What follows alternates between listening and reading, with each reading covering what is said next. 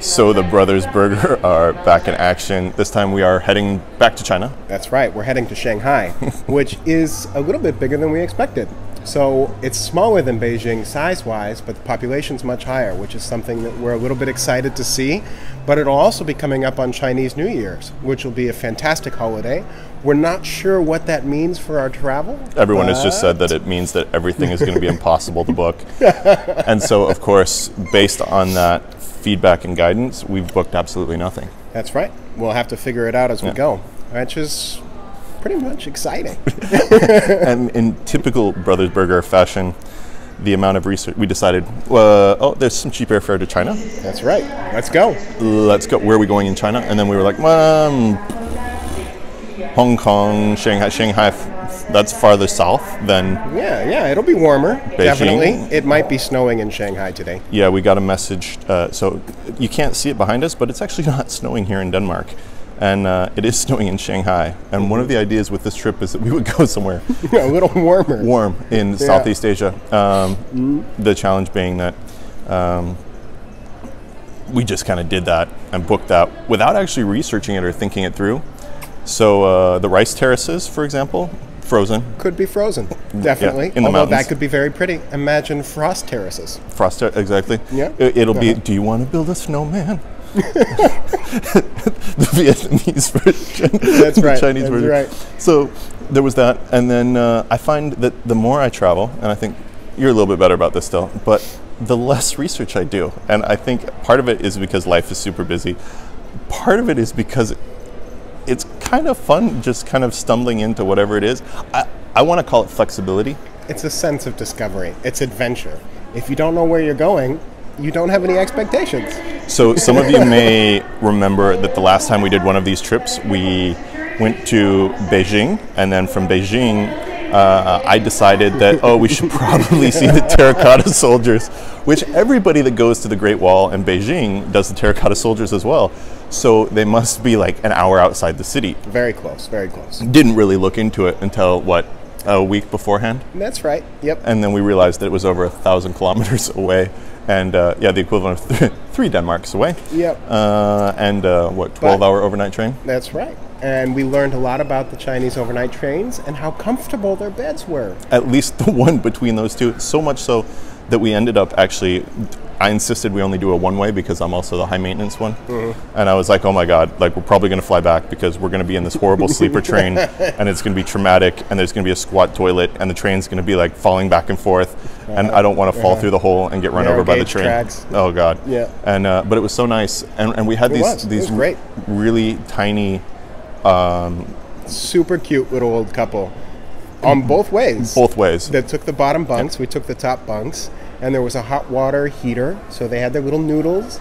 And the one made the most god-awful noises I've ever heard. It was the most unique, phlegmy, it was like Darth Vader, but on a cold. It was incredible. That's true. And then, of course, the lady came by and she saw the pack of cigarettes sitting down in the tray between this 80-year-old couple. And she's like, hey guys, you need to make sure that you don't smoke. And so then we were like, it's not us. And so then she said in Chinese to this elderly couple, I'm like, oh yeah, whatever. She leaves, walks down, you hear the door shut, and then all of a sudden and David and I are up on the top bunk just kind of looking at each other like, oh God, we're gonna get killed. Yeah. So that was amazing. But so it was so much fun. I figured that for this trip we would do an equal amount of non-existent research. Yeah. Yeah, exactly. So we've only done Beijing and Xi'an, and so for this trip we decided we were going to do the south of China because obviously we've done all of the north of China very thoroughly, seen everything. There's nothing more to see. Those 8 days were basically covered everything. So because we went so culturally in depth, we've decided to come back and do the exact same thing for the south of China. Why not? So somehow we're gonna get down from Shanghai to Nanning. Turns out it's even farther from Shanghai to Nanning than from Beijing to Xi'an.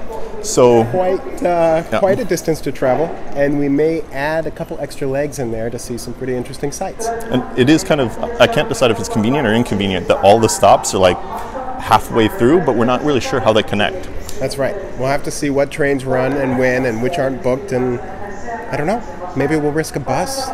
No. 8 buses. So we're somehow going to get down to Nanning, and then from Nanning we're going to get to Hanoi. Yeah. And that land crossing over that border is going to be fun. So somehow we ended up with a visa to Vietnam. We have visas to Vietnam Yep. that have a land port crossing, Yep.